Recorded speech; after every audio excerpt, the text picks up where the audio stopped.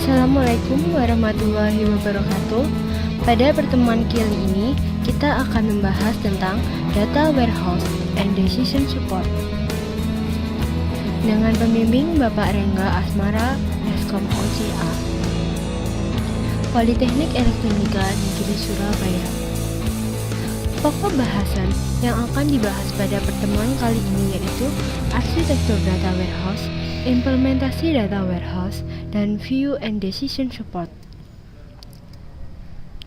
Tujuannya adalah memahami hubungan antara data warehouse dan decision support, dapat mendesain model data multidimensi, memahami online analytical processing, memahami arsitektur dan implementasi data warehouse, serta memahami penggunaan view pada aplikasi decision support. Data warehouse. Suatu data warehouse didasarkan kepada suatu model data multidimensi yang melihat data dalam bentuk kubus.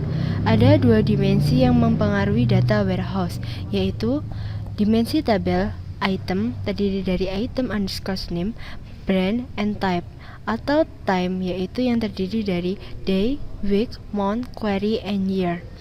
Tabel fakta memuat ukuran dan kunci untuk setiap dimensi tabel terkait. Ini merupakan contoh dari data warehouse, client, query analysis, warehouse, integrator, terdiri dari ekstraktor atau monitor, dan sumber, yang semuanya saling terkait antara satu sama lain.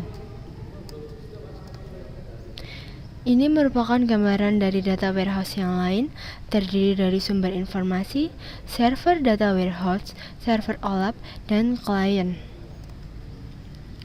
Implementasi data warehouse.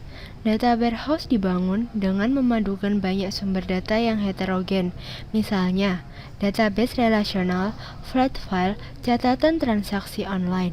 Data yang dipindah harus dikonversi terlebih dahulu dengan cara dijamin konsistensi penamaan, penyajian struktur, ukuran atribut, dan sebagainya, sehingga ketika data dipindah, relasinya tidak pecah. View dan Decision Support. View digunakan secara luas dalam aplikasi Decision Support dan berhubungan erat dengan OLAP, dan data warehouse perlu disinkronisasi secara periodik. Query OLAP biasanya merupakan query agregasi. Ada beberapa contoh view, yaitu seperti gambar di bawah ini. Yang view berikut ini merupakan penghitungan penjualan periode berdasarkan kategori dan negara bagian. Kemudian yaitu query berikut menghitung penjualan total untuk tiap kategori berdasarkan negara bagian. Dan semuanya select r.category, r.state, sum r.sales from region sellers dengan kata lain r, group by, r.category, r.state. Query berikut ini adalah hasil modifikasi dari query sebelumnya dengan menggantikan regional sales dengan sebuah view yang ditempatkan pada klausa from, yaitu select r.category, r.state, sum r.sales, di mana di dalam from terdapat select lagi, yaitu select p.category, s.sales, dan l.state, where p.pid sama dengan s.pid and s.locate sama dengan l.locate, sr yang digrupkan group by r.category, r.state. Selanjutnya kita akan memasuki latihan soal pada praktikum pertemuan teori kali ini, yaitu yang pertama, apa yang dimaksud dengan aplikasi Decision Support? Decision Support adalah sistem komputer yang mengolah data menjadi informasi untuk mengambil keputusan dari masalah semi-terstruktur yang spesifik. Yang kedua, apa pertimbangan yang digunakan dalam mendesain data warehouse? Desain untuk memanage. Pada data warehouse, diperlukan manajemen pengolahan warehouse yang baik agar kemampuannya semakin baik.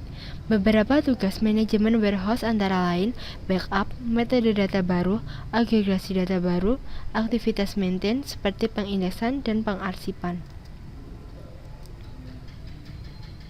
Untuk desain Peningkatan performansi.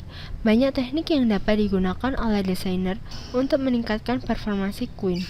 Beberapa melibatkan desain query yang harus dibangun, tetapi teknik lain hanya berhubungan dengan desain database. Untuk soal selanjutnya, deskripsikan dimensi dan pengukuran dalam model data multidimensi dan jelaskan perbedaan antara tabel fakta dan tabel dimensi. Model data multidimensional dirancang untuk memfasilitasi analisis dan bukan transaksi. Model ini umum digunakan dalam data warehouse, memiliki konsep intuitif dari banyak dimensi atau perspektif pengukuran bisnis atau fakta-fakta. Contohnya, untuk melihat penjualan dari perspektif customer, product, dan time. Model data multidimensi adalah himpunan pengukuran numerik yang tergantung pada himpunan dimensi.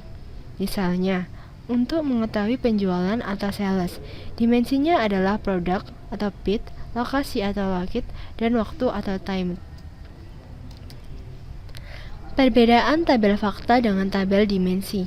Tabel fakta memiliki ukuran yang lebih besar dibandingkan tabel dimensi. Dimensi tabel seperti item underscore name, brand, type, atau time terdiri dari day, week, month, and year, sedangkan tabel fakta membuat ukuran seperti dollars, sold, dan kunci untuk setiap dimensi yang terkait. Apa yang dimaksud dengan tabel fakta dan mengapa sangat penting dari sudut pandang performa? Tabel fakta merupakan tabel yang umumnya mengandung angka dan data histori di mana key yang dihasilkan sangat unik.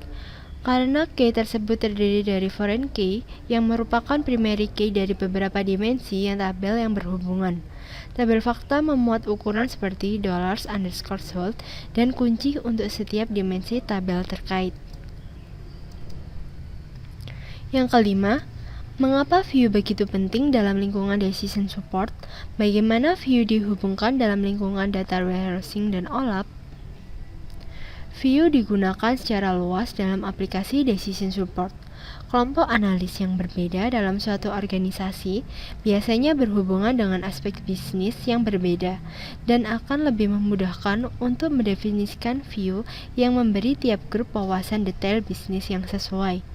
Setelah view didefinisikan, barulah dapat ditulis query atau definisi view baru yang menggunakannya. Mengevaluasi query yang diajukan untuk view sangat penting untuk aplikasi decision support. View berhubungan erat dengan OLAP dan data warehousing.